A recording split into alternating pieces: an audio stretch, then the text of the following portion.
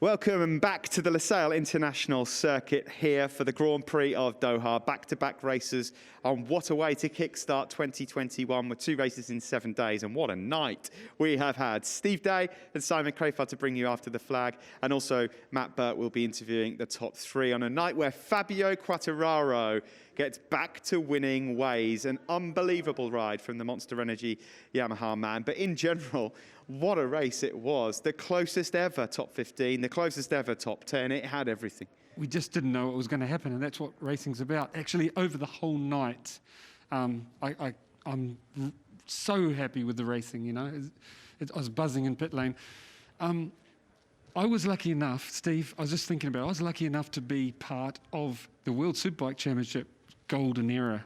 I was sitting out on pit lane tonight after those 3 races before coming here going, now I feel like I'm part of a golden era that's happening in MotoGP. Yeah, they're very well put, Simon, and you're quite right, because we didn't know where to look at all at any point during tonight's race. It really was incredible.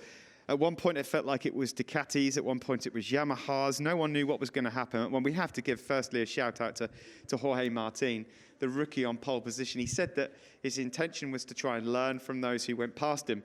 But for the first 15 laps, no one did go past him. And that's why he was saying it's so hard, you know. It's always harder to lead, you know. It's nice to sit behind like Clever Zarco did the whole evening. But to do it with that little experience and do it so well, you know, with no mistakes, truly awesome. Like, he's dangerous, you know. You know, Matt, Steve, before Matt comes, I get a little bit of flack, and understandably, about not being sympathetic about the older boys moving on, because I'm so excited. You know, the older boys have had their chance, so excited about the rookies coming. Tonight is why, you know? Yeah. And all 3 classes, it's truly amazing what they can do, the new blood. I think what was also really impressive about Jorge Martin, if we stay with him now, because we're looking, this is where he came under pressure from Alex Rins, is the fact that it would have been so easy, Simon, for him to have been passed by one rider and then to go, okay, it's coming now, the Alamo's coming, and I'm in real trouble. But he kept his cool. The whole race, he kept his cool. And even how he was speaking, we're watching it on there, even how he was speaking after the race about how it was a shame that Johann Zarco passed him, because he was still thinking about trying to get back to Quartararo. And I couldn't believe how quick he was through the infield on the bike that isn't as strong through the infield. He's amazing, unreal. And the others are coming, you know, Bastianini, and they haven't got the same machinery. They can't show it straight away exactly, you know, but they are coming. They certainly are. What a night it was for French motorsport as well, with Quartararo first and Zarco second. The first time that has ever happened in the history of MotoGP. Fabio Quartararo's ride was absolutely sensational, because he got punted wide at one point. They didn't make the best of starts. He was way back, but it was very much like Maverick's win from last week. Yeah, I was worried, genuinely worried for the Monster Yamaha guys, because they didn't make the start. They got a bit beaten up, and I thought, whoa, it's not going to plan. I thought, you know, the head might fall off, you know, make a mistake, but wow. I mean, I said a couple of times tonight already that it was Fabio's best win. I put that wrong. For me, it's Fabio's best race I've ever seen him do, because he put it all together, and it could have gone wrong so many times, but it didn't, because he was class tonight. It looked like his teammate Maverick Vinales just got tripped up a few too many times to try and join him on the podium. He certainly gave it his best effort. He'll be disappointed tonight, but it's just so difficult, isn't it, to get your way through onto these Ducatis, especially when you've got other bikes right behind you trying to move. When you're trying to move, it was a mess out there at times. Yeah, the Ducatis played their cards so well, you know. And they've obviously been speaking about last week, not happy how it went, and tonight they almost put it together perfectly, and it was only Fabio's brilliance really and I think Maverick would have been there as well if he hadn't lost a bit of time in there, if he'd managed to get it through. But Fabio got through. He broke them by keeping that once down the front straight in front of them, and then he could pull the gap some more. Amazing. And who would have thought, Simon, when it comes to Johann Zarco, as we look here at the Yamahas trying to charge through in Vinales, who would have thought a few years ago that Johann Zarco would be turning up on a Ducati in Pramac colours, 2 second places, and would be the World Championship leader going into round 3, 2021? Well, I think a lot of people will be yelling at the TV right now going, me, because there's a lot of Johann Zarco believers out there, and they're proven right tonight. He's a wily old fox, isn't he? You know, and he has proven that for years, Moto2, and then his days on the Yamaha and MotoGP, and again tonight. He's double world champion. He knows how to fight for a world championship. He's a real danger. So a fantastic night then that sees Fabio Quartararo taking the victory ahead of Johann Zarco and Jorge Martin. We've got to talk about the Suzukis as well. An interesting night for them. Alex Rins got up there really early on, but you just wonder, don't you, if that big moment on the front was the point where Alex Rins may have realised maybe a podium wasn't on the cards? I think the moment on the front, you guys called it, was clipping the paint on the inside, because it let go right on the paint and it grabbed back after, shortly after. So I don't think at that stage his front tyre had gone. He fought back.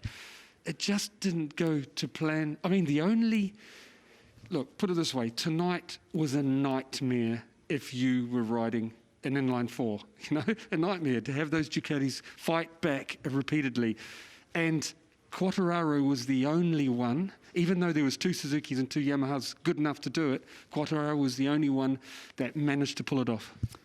Let's go over to Matt Birt now. He is with the sensational rookie Jorge Martin. In just his second MotoGP race, he is on the podium. Over to you, Matt. Yeah, thanks a lot, Steve. I'm almost speechless, Jorge, after watching your incredible weekend. A dream pole position in MotoGP for the first time last night, and then you led the first 18 laps and standing on the podium for the first time in MotoGP. Can you put into words your emotions right now? Well, it's difficult to explain my emotions because it just happened like 5 minutes ago. I think I did a really mature weekend because I was working always alone, trying to understand my style, trying to improve those points from last weekend that I knew I had to improve, and the pace was great. And today in the race, I did a great start. I was in front. And yeah, I was expecting someone to pass me a bit before. But anyway, I wanted to be in front because I could manage the rear tire, because I knew at the end of the race I was going to be at the limit. And being in the front was useful for me to understand the bike, to understand braking points. Also with the full tank was difficult at the beginning, but I was trying to be relaxed and the pace was there, so really happy. And yeah, as soon as I was hearing some riders, I was pushing, because I said, no, I need to be first. If someone passed me, I will be in trouble because I don't have the pace to win, no? You could see at the end with Fabio that he had a bit more of a speed. I was, I think, really intelligent today and really mature. Because I need laps. I need experience, and I need a bit of speed.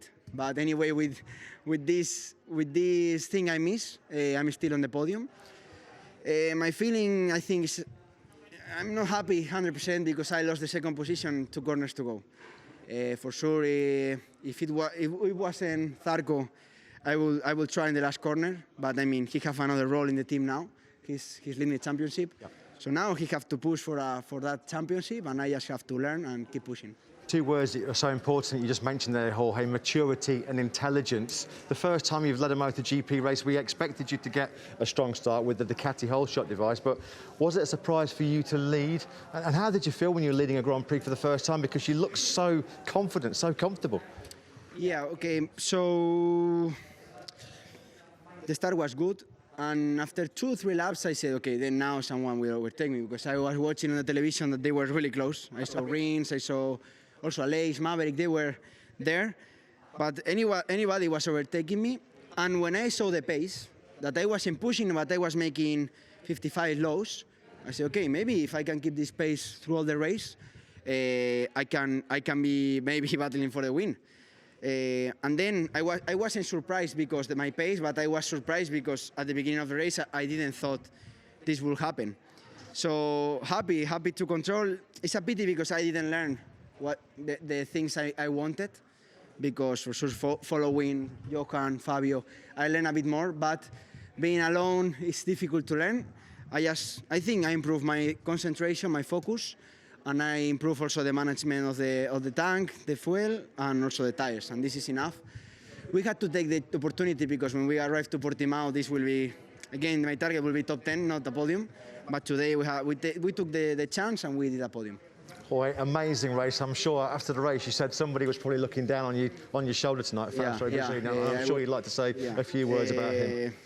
Yeah, I want to dedicate the podium to Fausto, and I think, well, I don't think. I mean, he gave me the opportunity when I was really down with no chance even to continue racing, and he gave me the opportunity with a competitive bike, and for sure he's watching up there, and yeah, I really miss him because he was a really close friend. And yeah, this is for him and for his family.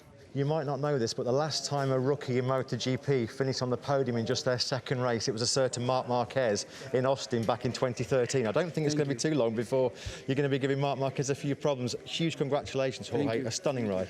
Thank you. Yeah, I think Marc Marquez is still one of the best in all the MotoGP career, but I am doing great, and hopefully I can arrive to make some wins. You certainly are doing great, mate. Congratulations. Back to you guys in the studio from a very happy Jorge Martin.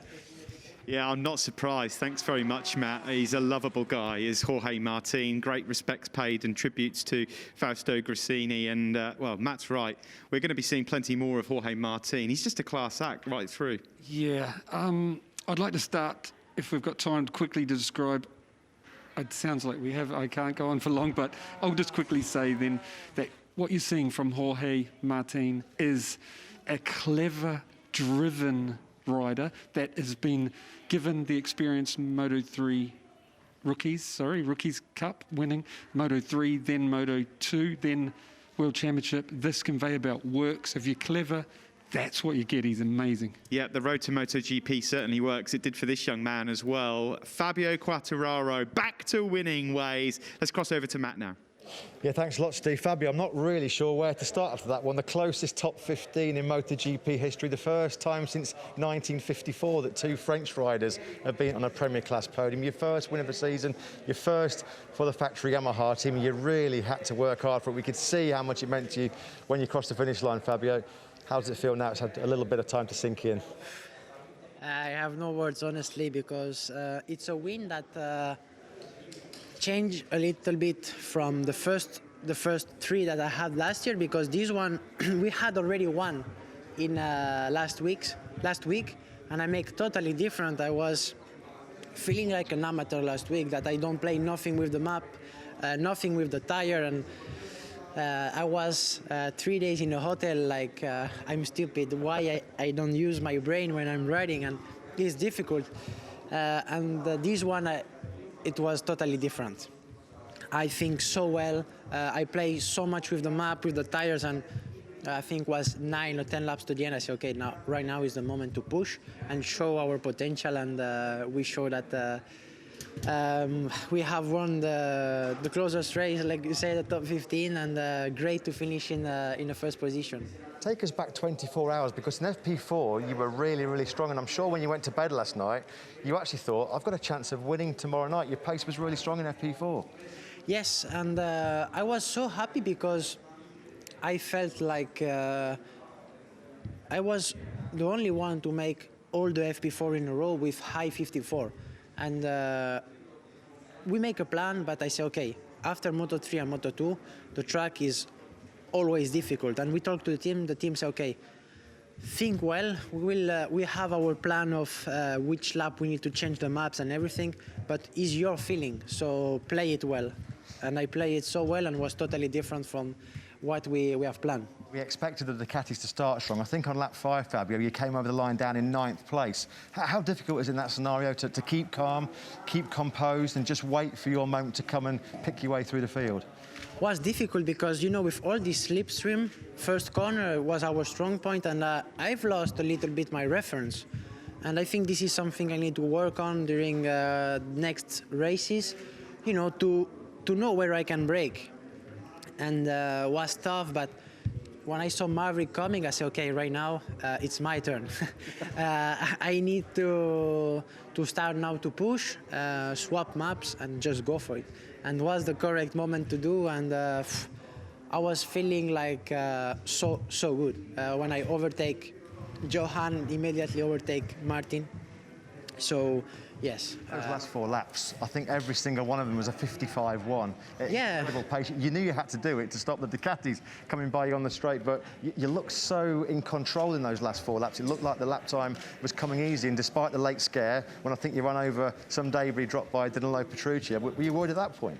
Yeah. I was so scared because, you know, in that moment I was trying to shift in a perfect moment to have the less wheelie as possible, but my wheel and my bike just wanted to go to the left, and I hit this thing on the ground, and I thought, not to puncture, please, because make a noise that felt really bad. And actually my last lap was 55.3 or 1, but I felt not so fast in the last lap, because also last corner I had a soft brake, and I brake much earlier, and I was looking the TV on the right, and I say, oh, is Ducati is going to overtake or not? And finally it was good to pass the checker flag on the first position. And a great night for France, of course. A 1-2 on the podium with Johann Zarco as well. I mean, French fans must be going crazy in Europe right now.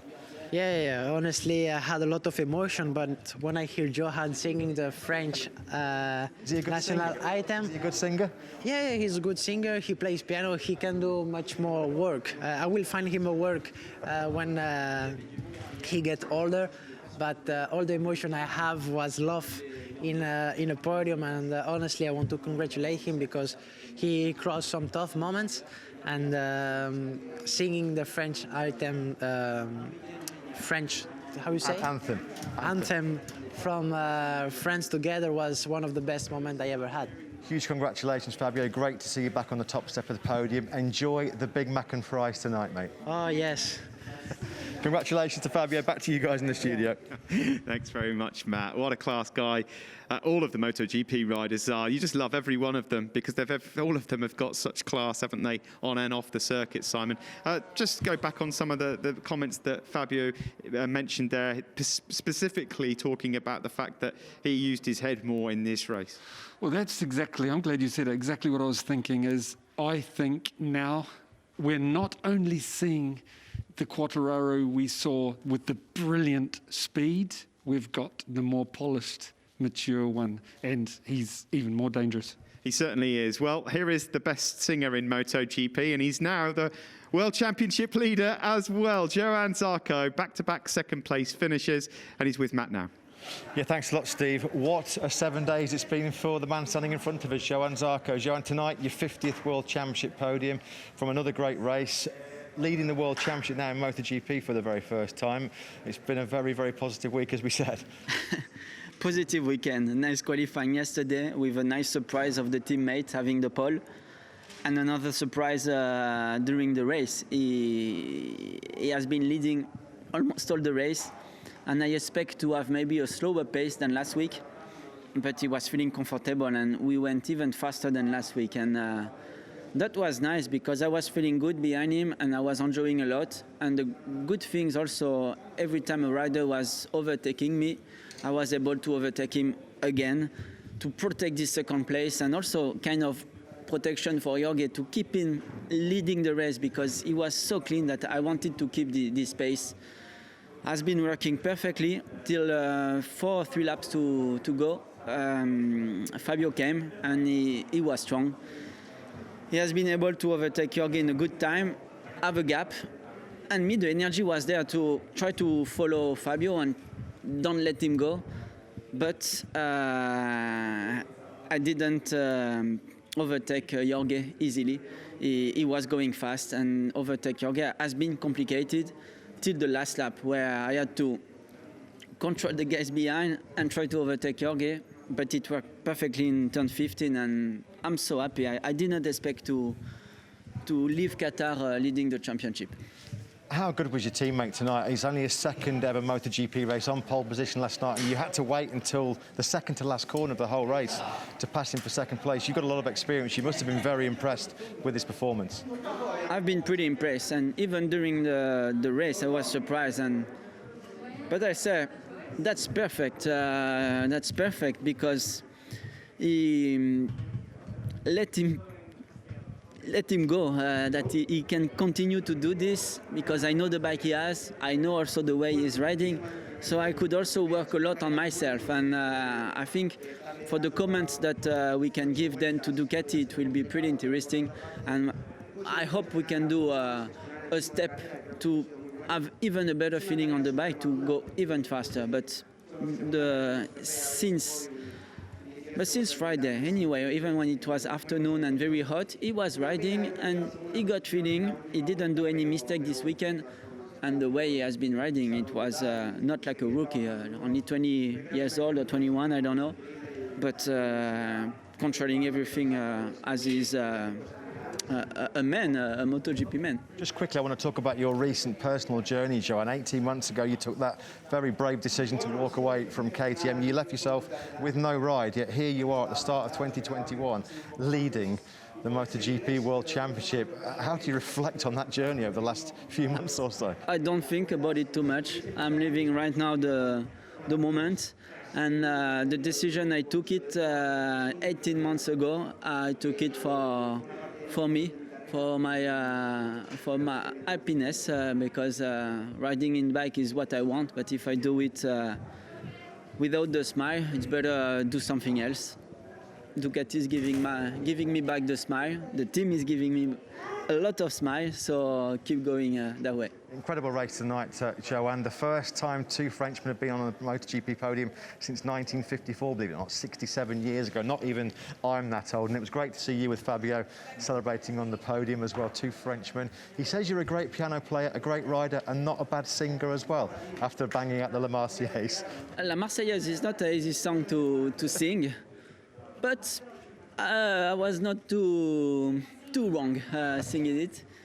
But he's shy. He's winning a race and he's still shy to don't sing. So I push him, and at the end we got two voices on the top of the podium. I'm sure it's not the last time we're going to see the pair of you singing the French national anthem this season. Huge congratulations, Johann, World Championship leader. We'll see you in Portimao. Back to you guys, Steve. Yeah, thanks, Matt. Thanks to Johann Zarco as well. What a guy, and what a story it really is, actually, the turnaround for Johann Zarco. He also, very smart there, just mentioning, Simon, that he decided that the best strategy would be to stay behind Jorge once he got out front, to not invite the pressure coming from behind. Yeah, the impression I got listening to his words and imagining what he meant is he's happy to have a teammate that makes his job easier, rather than being left out there on your own. So amazing, again, big praise for Jorge to be able to stand up and to do that for his teammate. But yeah, Johann, I don't know about you, but I smiled through that whole interview, because it's good to see someone come back out of that hole Matt was talking about and lead the World Championship. Completely agree, yeah. There's so much to try and talk about from that race. We're not going to get through it at all, but there is a big talking point, Simon, that we have to just get into, and that is Jack Miller versus Joan Mir, the world champion. Now, they had their moments where they touched. Here we go. We can see the moment here where Joan Mir goes through and nudges Jack Miller. Yep. But Jack Miller clearly not happy with this. Well, when I say he had to, I think Joan, because it's the only, he was saying sorry there, it's the only chance to pass. He's trying to line it up. He doesn't get his off, can't quite get through. Jack's turned back in. Two riders ending up in the same place. But the problem... This is what we want to talk about. This is the big moment. I didn't get to see it in pit lane, but, oh, God. See if we can see another replay, because I would there's like a couple of looks from Jack. Joan's not happy at all. The thing is, I noticed it stopped Joan Mir's run through, but Jack wanted his run through, They both, I get the feeling Jack's getting frustrated. He wants to be the lad leading on the Dukes, and... yeah, that's a shame. Joan Mir was rough with him, but he didn't do it on purpose. They have no choice but to squeeze through, because the Dukes can pass them back down the straight, and they've got no choice, And it didn't go quite to plan. Joan said, "Oh, sorry," but it didn't go down well with Jack. It's a shame. Let's hope they kiss and make up, because we love all of the riders in MotoGP. And a quick shout out to Brad Binder as well. Excellent job. One other thing, though, I've been judged as a rider by commentators who didn't see something else. So Yeah. I'd love to know the whole story and talk to them. Yeah, absolutely. We don't know all the facts. We can't see everything from our tiny little TV screens in the commentary box, so maybe there is more than meets the eye to this one. Hey, it's been a fantastic night. Thanks for joining us here. So much more to talk about that we can discuss, of course, on Friday in Free Practice 1 in Portugal, because that is where we're heading to next. It's time for a press conference now, but until then, from Simon Crafar, from Matt Birt, from myself, Steve Day, enjoy the highlights of what has been a spectacular night in Doha.